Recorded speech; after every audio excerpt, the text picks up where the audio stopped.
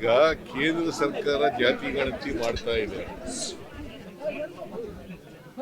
ಅದು 27ನೇ ಇಸ್ವಿಯಿಂದ ಮಾಡ್ತಾರೆ.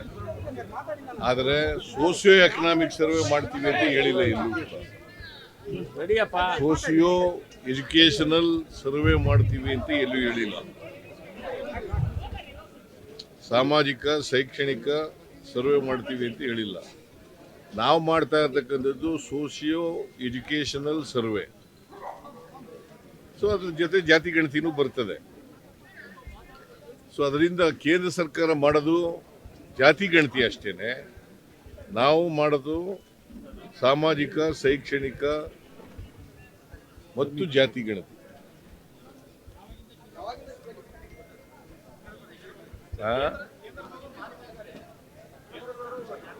ಅಲ್ಪ ಅವ್ರು ಮಾಡಲಿ, ನಮ್ದೇನು ತಕರಾರು ಇಲ್ಲ. ನಾವು ನಮಗೂ ಅವ್ರಿಗೂ ವ್ಯತ್ಯಾಸ ಏನು ಅಂತಂದರೆ, ನಾವು ಸೋಸಿಯೋ ಎಜುಕೇಷನಲ್ ಸರ್ವೆ ಮಾಡೋದು, ಸೋಸಿಯೋ ಎಜುಕೇಷನಲ್ ಸರ್ವೆ. ಸೊ ಯಾಕೆಂದರೆ ಸಾಮಾಜಿಕ ನ್ಯಾಯ ಮಾಡಬೇಕಾದ್ರೆ ನಾವು ಅವ್ರಿಗೆ ಸೋಸಿಯೋ ಎಜುಕೇಷನಲ್ ಆ್ಯಂಡ್ ಎಕನಾಮಿಕ್ಸ್ ಪರಿಸ್ಥಿತಿ ಗೊತ್ತಿರಬೇಕು. ಅದಿದ್ದೇ ಗೊತ್ತಿಲ್ಲದೆ ಹೋದರೆ ಸೋಷಿಯಲ್ ಜಸ್ಟಿಸ್ ಮಾಡೋದು ಕಷ್ಟ ಆಗ್ತದೆ. ಅದಕ್ಕೋಸ್ಕರವೇ ಈ ಸರ್ವೆನ ನಾವು ಮಾಡ್ತಾ ಇದ್ದೀವಿ.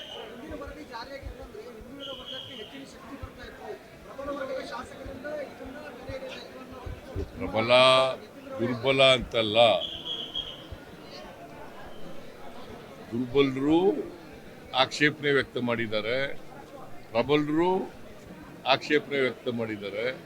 ಅದರಿಂದ ಮತ್ತೆ ಅದು ಎಲ್ಲಕ್ಕಿಂತ ಬಹಳ ಮುಖ್ಯವಾಗಿ 10 ವರ್ಷ ಆಗ್ಬಿಟ್ಟಿದೆ.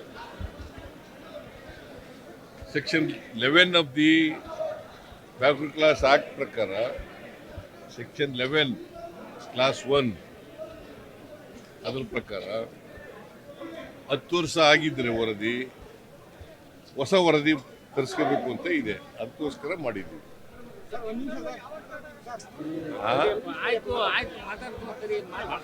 ನಾನು ಆಗಲೇ ಹೇಳಿದ್ದೀನಿ, backward class permanent backward class ಕಮಿಷನ್ಗೆ ಕೂಡಲೇ ಮಾಡಬೇಕು ಅಂತ ಪ್ರಾರಂಭ ಮಾಡಬೇಕು.